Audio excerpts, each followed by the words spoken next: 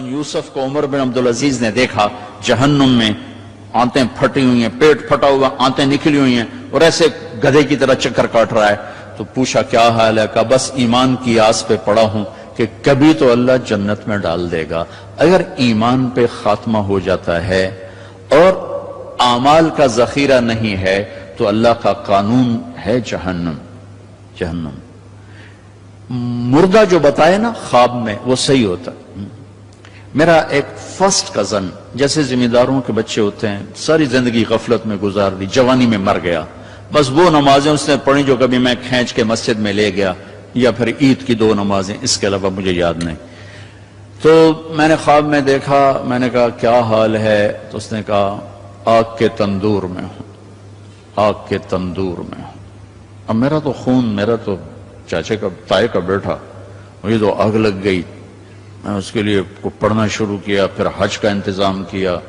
تو حج کے بعد جب واپس آیا تو پھر مجھے نہیں خواب آیا، ایک اور ساتھی کو خواب آیا کہ طارق میاں سے کہو تمہارا تحفہ مجھے مل گیا، وہ جو میں نے حج کروایا اس کی طرف سے.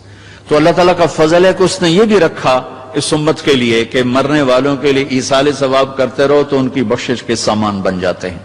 تو اگر ایمان ہے اور عمل نہیں ہے تو سیدھا جنت میں نہیں جائے گا، وایا ہو کر جائے گا. اور اعمال میں میرے عزیزو، میں نماز کی پہلے تھوڑی بات کی تھی. روزے گرمی میں میرا اور آپ کے صبر کا امتحان ہے، میرے آپ کے عشق کا امتحان ہے کہ ہم اللہ کے لیے کتنی بھوک برداشت کرتے ہیں اور اللہ کے لیے کتنی پیاس کو برداشت کرتے ہیں.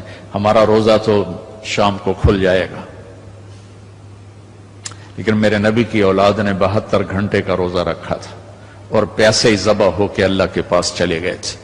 اور قیامت تک کے آنے والے انسانوں کے لیے عذر کے دروازے بند کر دیے تھے کہ وہ تو رمضان بھی نہیں تھا، پانی سامنے تھا، لیکن درندوں نے پانی روک دیا. حسینی قافلے کی بات کر رہا ہوں.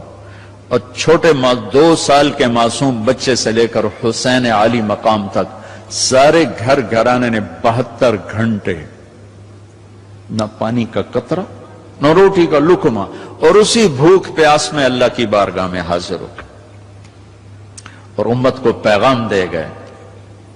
عاشق ہوں میں عشق کماں میں دل رکھیں وانگ پہاڑوں ہو، سہ سہ بدیاں ہزار علامیں کر جانے باغ بہاراں ہو. منصور جے چک سولی دیتے جڑے واقف کل اسراراں ہو. سجدیں سر چائیں نبا ہو توڑے کافر کہن ہزاراں ہو. عاشق سوئی حقیقی جڑا قتل معشوق دے مننے. سر نو جوڑے تے مکھ نہ موڑے پمیں 100 تلواراں کھنے. سچا عشق حسین علی دبا ہو سر دیتے تے راز نہ بھننے. یہ پیغام دے کر گئے. ابھی ہمارا چھوٹا سا ٹیسٹ ہوگا، صبح سے شام تک 13, 14, 15 گھنٹے کا روزہ ہوگا. اللہ دیکھے گا میرے لیے کتنا کو برداشت کرتا. تو اللہ نے ہمیں اپنی بخشش اپنے خزانوں سے دلانے کے لیے نماز دی، روزہ دیا، زکوٰۃ دی، حج کے اعمال دیے. حج زندگی میں 1 دفعہ، زکوٰۃ سال میں 1 دفعہ، روزہ سال میں 1 مہینہ، اور نماز دن میں 5 دفعہ، دن میں 5 دفعہ. اور آپ نے فرمایا کہ میری آنکھوں کی ٹھنڈک نماز ہے. اور اللہ نے آسمان پہ بلا کے 50 نمازیں دیں. 50. اللہ کو پتا ہے 5 دینی ہے، اللہ کو پتا ہے انہیں 5 نہیں پڑھنی ہے، 50 کی تو پڑھنی ہے، ٹھیک ہے، نہیں اللہ 50 دے رہا ہے. اور میرے نبی کا مقام رضا ہے، تسلیم ہے. میرے نبی نے نہیں عرض کی یا اللہ اب یہ 50 کیسے پڑھیں گے؟ کہ ٹھیک ہے میرے رب میں راضی ہوں. واپسی ہو گئی. جب اللہ میں نے یہ کہیں پڑھا نہیں واضح کر دوں، لہٰذا میری بات غلط بھی ہو سکتی ہے 100%، اور ٹھیک ہونے کا بھی امکان موجود ہے.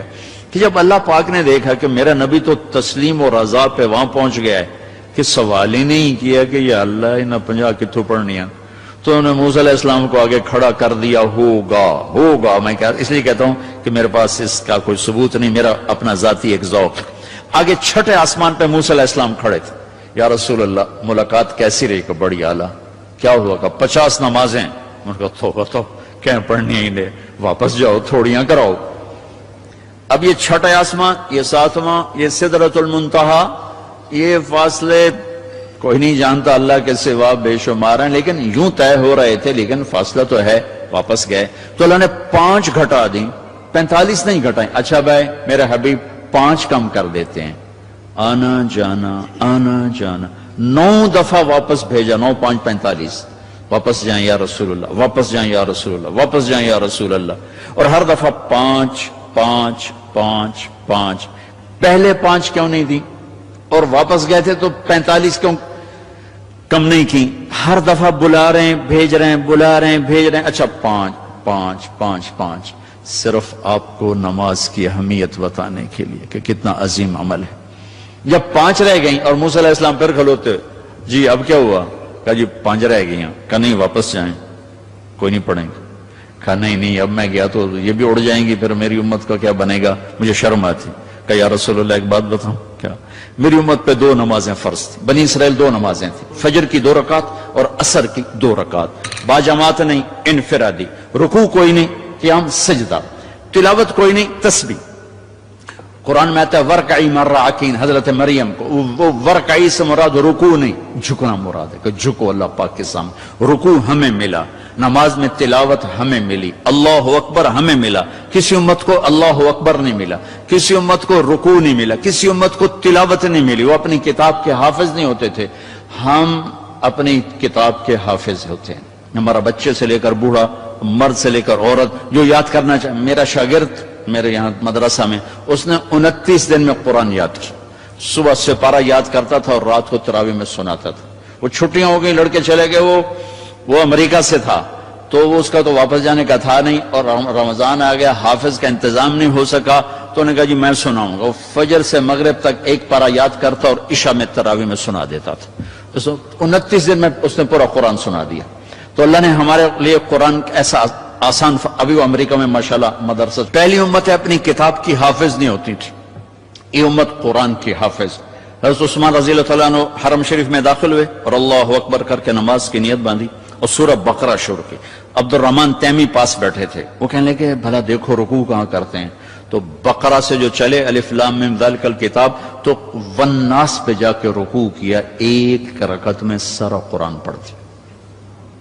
یہ میرے رب نے ہمیں نماز کا حسن دیا ہے، نماز کی خوبصورتی دی ہے۔ ابو ریحانہ ایک سفر سے واپس آئے تو ان کی بیگم ان کے انتظار میں، اس زمانے میں نہ کوئی موبائل نہ ٹیلی فون، تو انتظار ہوتا تھا، جو جب رات کو بیٹھنے لگے تو کہنے لگے 2 نفل پڑھ لو پھر بیٹھیں گے۔ انہوں نے کہا پڑھ لو، اللہ اکبر۔ جو شروع ہوئے چلتے چلتے چلتے چلتے فجر کی اذان پہ جا کے 2 نفل ختم ہوئے تو کہنے لگے ابو ریحانہ اما لنا من کا نصیب، میرا کوئی حق نہیں تھا؟ کہنے لگے مجھے معاف کرنا، میں بالکل بھول گیا، مجھے یاد ہی نہیں رہا۔ کہنے لگے اللہ کے بندے، ایک کمرے میں بیٹھے ہوئے اور تم سفر سے واپس آئے ہو، انہوں نے کہا میں بھول گیا، سانو تو نمازیں تنگ کیتے رکھ دیا، وچ نماز دے یاد آ رہی، اور ایک کمرے میں تمہیں یاد کیسے نہیں آئی؟ کہنے لگے جب میں نے قرآن شروع کیا تو جنت میرے سامنے ایسی آئی کہ مجھے بھول ہی گیا کہ میں کہاں کھڑا ہوا۔ ہماری یہ نماز چاہے نہ بنے، چاہے یکسوئی والی نہ بنے، لیکن ہمیں سجدے کا حکم ہے۔ اگر بت ہیں جماعت کی آستینوں میں، مجھے ہے حکم اذان لا الہ الا اللہ۔ وہ بت میری اپنی آستین میں بھی ہوں گے تو بھی مجھے سجدہ کرنا ہے، میرا دل ٹکے نہ ٹکے مجھے ماتھے کو زمین پہ ٹیکنا ہے اور مجھے اپنے اللہ کے سامنے جھکنا ہے۔ تو موسیٰ علیہ السلام نے کہا 2 نمازیں نہیں پڑھ سکے، 5 کیسے پڑھیں گے؟ کہ بس جس کا نصیب ہے وہ پڑھے گا، میں واپس نہیں جاؤں گا، میں لے کے جاؤں گا۔ جب آپ چلے نیچے تو پیچھے سے اللہ کی آواز ہے، میرے محبوب ہماری تو پھر 50 ہی ہیں، آپ کی امت 5 پڑھے گی، 50 لکھوں گا۔ آپ کی امت 5 پڑھے گی، 50 لکھوں گا۔ تو ہمیں اللہ نے کتنے ہمارے لیے رحم و کرم کا دروازہ کھولا کہ ایک ہمیں نماز جیسی دولت دی، پھر اس کو باجماعت مسجد کے ساتھ جوڑا، مسجد کی دوڑ لگانے کو کہا، ایک نماز سے دوسری نماز کے درمیان گناہوں کی معافی کا اعلان کیا، ایک جمعے سے دوسرے جمعے کے درمیان گناہوں کی معافی کا اعلان کیا، فجر سے ظہر تک کے درمیان جو کچھ ہوا ظہر پڑھی اللہ نے معاف فرما دیا، عصر کے تک جو کچھ ہوا عصر پڑھی اللہ نے معاف فرما دیا، مغرب پڑھی معاف، عشاء با جماعت پڑھ کے سو جاؤ، فجر مسجد میں جا کے پڑھو، ساری رات تہجد لکھی جائے گی۔ ایک آدمی تہجد نہیں پڑھ سکتا، کمزور ہے، عشاء با جماعت پڑھ لے، فجر با جماعت پڑھ لے تو ساری رات تہجد میں لکھی جائے گی، ساری رات اس کی عبادت میں لکھی جائے گی۔ اللہ نے ہمیں عبادات میں نماز اعلیٰ درجے کی چیز دی ہے۔ نماز کے بعد